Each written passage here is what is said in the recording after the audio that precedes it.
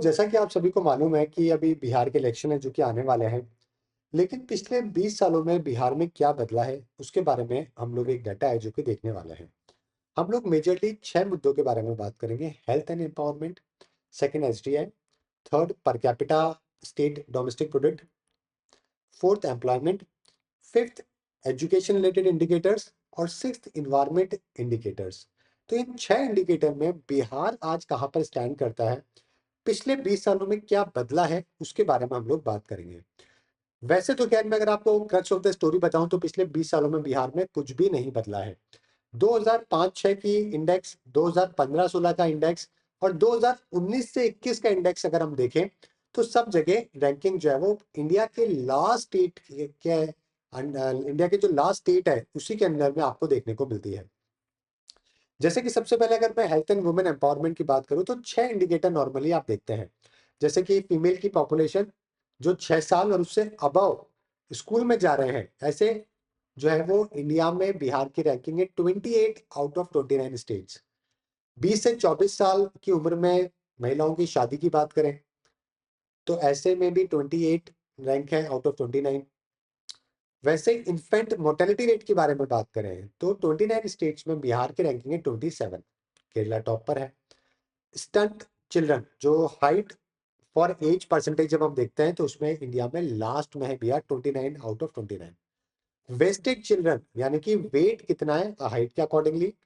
Stunt का मतलब होता है height to for age, wasted का मतलब होता है हाइट और वेट को कंपेयर जब हम करते हैं तो इंडिया में 27 रैंक है बिहार के आउट ऑफ 29। जब मैं अंडरवेट चिल्ड्रन की बात करता हूँ, ओके, उसमें इंडिया में लास्ट पर है, 29 के ऊपर है। अगर कितने घर में ऐसे लोग हैं जो कि हेल्थ इंश्योरेंस या फिर फाइनेंसिंग स्कीम से जुड़े हुए हैं तो उसमें भी इंडिया में लास्ट पर है बिहार 29 आउट ऑफ 29।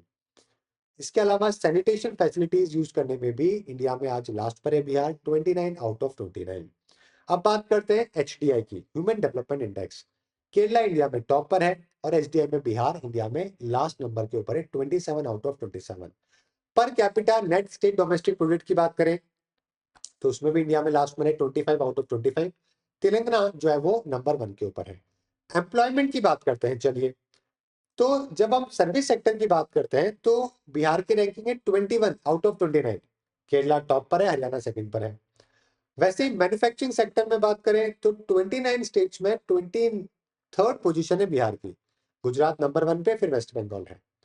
अगर मैं एजुकेशन की बात करूं तो नेट एनरोलमेंट रेशियो अगर हम देखें फर्स्ट से 8th क्लास के बीच में तो 18 आउट ऑफ 29 रैंक है। ड्रॉप आउट में 27 out of 29। Gross enrolment ratio में 28 आउट ऑफ 29। और gross enrolment ratio in higher education की जब बात करते हैं तो 28 रैंक है out of 29। Plastic waste generation की बात करें तो 6 आउट ऑफ 29 है। और per capita fossil fuel consumption की बात करते हैं तो नंबर 1 के ऊपर है आउट ऑफ 29।